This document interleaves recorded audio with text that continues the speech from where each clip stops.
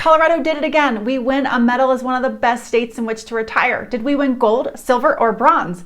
Hey everybody, it's Alyson Wahl with Live South Denver, your real estate strategist and realtor for the South Denver area. We win silver. Wahl ranks Colorado the number 2 place to retire in 2024. Who beat us? Florida. But that's okay. Everybody seems to want to go to Florida. I left Florida. That was where I was born, raised, and I could not wait to leave. The mountains are calling. I love it here. We beat Arizona. We beat the Carolinas. We beat Texas and their no income tax also. In WalletHub's main 3 categories, Colorado ranked top 3 for healthcare, top 1/3 for affordability, and right in the middle for overall quality of life, on par with places like Idaho, Oregon, Utah, and Hawaii. Part of what pushed Colorado so high in WalletHub's rankings is they find Colorado to be a tax-friendly state. They like that there are no estate taxes or inheritance taxes here. They don't mention that there are also some benefits on pension income. WalletHub brags on Colorado also, saying, Colorado is a great state for retirees' physical and mental health. It has one of the lowest rates of social isolation for seniors, and very few residents above age 65 are in poverty. Colorado also boasts some of the best geriatric hospitals in the country and ranks extremely high when it comes to the share of seniors who are in good health and who are physically active. That is a direct quote from WalletHub, so they surely think some very good things about our healthy seniors who live here. Bolstering this opinion, bestplaces.net ranks Denver the number 3 best city for a healthy and more affordable retirement. I put more in air quotes because they essentially put more in air quotes, and Seattle tops their list, and none of us would put Seattle as a very affordable city. And I won't even call Denver a very affordable city. But things are relative when you're looking at quality of life, healthcare, great weather, all of those things that we really enjoy about where we live. On the healthcare front, U.S. News and World Reports has ranked UC Health's main hospital campus both as our number 1 hospital here in Colorado, but they have ranked nationally. In addition to that, we have several hospitals that rank in the top 50 hospitals nationally for at least one area of specialty. We have Craig Hospital, National Jewish Hospital, Presbyterian St. Luke's, and of course the UC Health main hospital campus. Okay, taxes and healthcare are wonderful and practical reasons to move somewhere, but what I find when I'm chatting with folks who are considering Denver, those aren't the ultimate compelling reasons that they're considering Denver. What I'm finding is that they're, more emotional or fun or enjoyable reasons to relocate, and they include things like family, weather, they've been somewhere humid or hot or damp cold, and they want to come here for our drier weather with our nice change of seasons. Our great airport access, the fact that we're fairly centrally located so that if family isn't here, but maybe there's someone in California and someone on the East Coast, it's a nice middle point. Also, it helps that the middle point is Colorado, which is sometimes enticing to the family that's elsewhere. The fact that Denver is a decent enough sized city to have museums and arts and sports and great dining. And all the discussions and conversations aren't about health problems, but what activity can we go do? How can we just go out and enjoy ourselves? The mountains are certainly a key component of that, and while not everyone is still skiing, some are, but being able to enjoy the mountains year round. Whether it's getting out and snowshoeing, summer hiking, just driving through them in the fall when the leaves change color, enjoying a mountain trip, and just doing some hot tub viewing of the mountains year round. All of that is really a key part of the lifestyle here and why Denver wins. Now, access to all of that comes at a price. What price depends on what you need, what you want, and what you expect. If you're looking specifically for a 55 plus community in the South Denver area, that price range could be anywhere from about $200,000 to $1.5 million. The $200,000 condo is going to be a not at all updated, small condo, but it's not going to require anything from you. All the maintenance, all the upkeep, all the snow removal is going to be taken care of by the community, which means the price point to purchase in is going to be low, but the annual HOA dues are going to be high. Because you own it, you can update the interior, you can change how it looks, so if you want to put more money in, that's perfectly fine.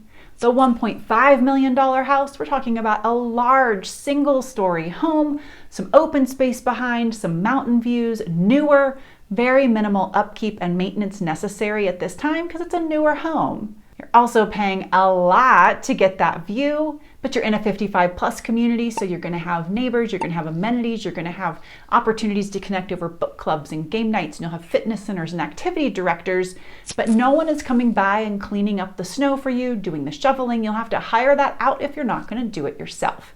It's also not a lock and leave lifestyle, so if you love to travel a lot, you're gonna have someone come and kind of manage the house for you while you're off traveling. Those are the two extremes. We have everything in between. We have 1,000 square feet. We have over 5,000 square feet. We have updated condos. We have ugly condos. We have places on golf courses. We have single family homes with no maintenance being provided by the community. We have single family homes where the community provides it all, and that means the HOA is going to be fairly high. And there are townhomes. There's all sorts of options and opportunities. Now, I'm going to slow down here for a second. If you are looking for something that is a lock and leave lifestyle, where you don't shovel the snow, where you don't worry about the exterior, where you don't worry about the roof, where you don't deal with the landscaping, and someone else does it for you, that comes with heavier HOA fees. I want you to come back at the end of the video, scroll backward, check out this video, because this talks about changes in HOA fees and costs that are spreading across Colorado. And if it hasn't happened in a community you're looking at now, most likely it's going to happen in the next year or so. So I really want you to take a peek at that and not be in shock or be surprised at what's going on with HOA dues around here.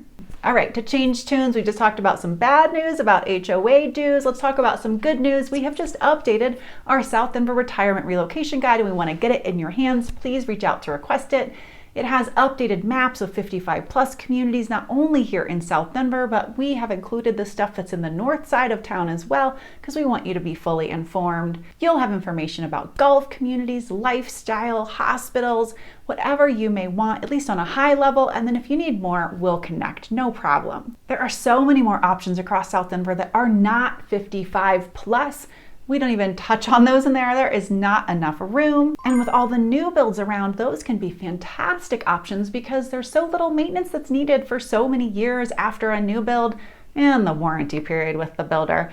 And since I specialize in new builds, if you have any questions about those, I'm also happy to connect on that. All right, the guide is going to dish on everything, but let me give you my top 3 55 plus communities in the South Denver area right now. First up, the brand new one, the only one that is just breaking ground, where you can have your pick of nearly anything in the community, and that is Hillside at Castle Rock by Boulevard 55. They have finally opened up all their models, their floor plans, the dirt, the lots. You can kind of have your whole pick. So I love this location, and it's on the north end of Castle Rock, kind of in the Meadows area, which is a great little spot. Keeps you close to retail, you're close to rec centers, you're close to downtown with this location. I really like where it's situated. Now it is kind of close to a road that gets a decent amount of traffic, but it's a smaller road. It's not 4 lanes, it's not crazy. You're not tucked away. It won't be the most quiet spot, but I don't expect it to be heavy traffic and lots of noise. A plus side to this community, they take care of stuff for you. They're gonna do snow removal, they're gonna do landscaping. The downside, they're not divvying up the yards and giving you private yard space. So that means if you have a pet you want to just send outside on the snowy days, that's going to be a little bit more challenging. And because these are paired homes or townhomes or duplexes, you don't have full privacy. And I have a lot of clients who still want a single family home. So I do get some pushback on that. Like, I'm not ready for a townhome. I don't want to live that close to my neighbors. I have pets. I have a dog. I don't want to hear them bark. I don't want to hear someone else's dog bark. So there are pros and cons to this for sure.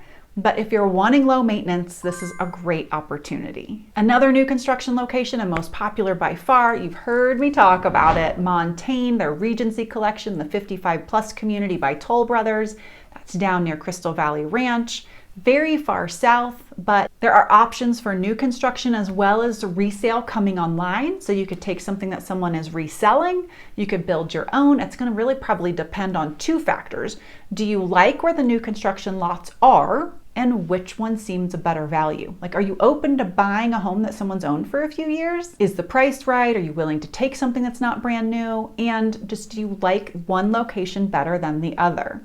What makes Montaigne so popular Oh my goodness, the single family home component, the small yard, the fact that they have a really great amenity center. There are all sorts of clubs and activities and ways to connect, and the fact that you don't have to connect if you don't want to. With so many floor plans, options, and styles, the price points range drastically. You can really get something that's pretty affordable all the way up to very deluxe. Opportunities for mountain views. If you don't have one from your house, you'll certainly have them when you go on a walk. The downside to the community, well, they don't do any landscape maintenance for you. They don't do any of the snow removal in front of your house for you.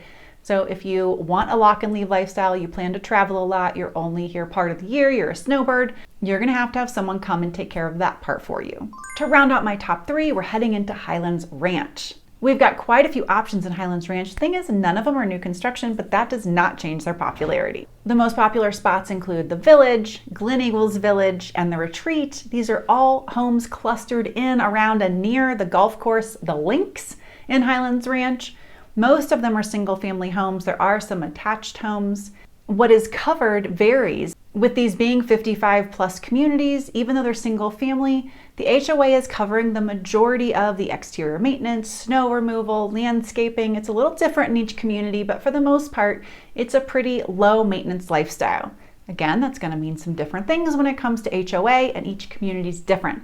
Glen Eagles Village is the most intense with what's going on with their HOA right now. Things are shifting all the time though, so we're going to be checking in on that when it comes time to actually go to purchase anywhere where we've got a 55 plus community as we work through these HOA shifts and changes. Many of the 55 plus homes in Highlands Ranch are snatched up by people wanting to stay in the area. They raise their family here, they've built a community, they're deeply rooted and connected, and they just want to get into something smaller, easier to maintain, and so they're just swapping one location for another. It's part of what makes these so popular and how they move so quickly. Even some of the ones that are outdated, if they're priced right, they just go, and then someone will update them. Now, with Highlands Ranch being so big and being established for so long, it's over 40 years old, there are a multitude of options that satisfy what feels like 55 plus living without officially being 55 plus living.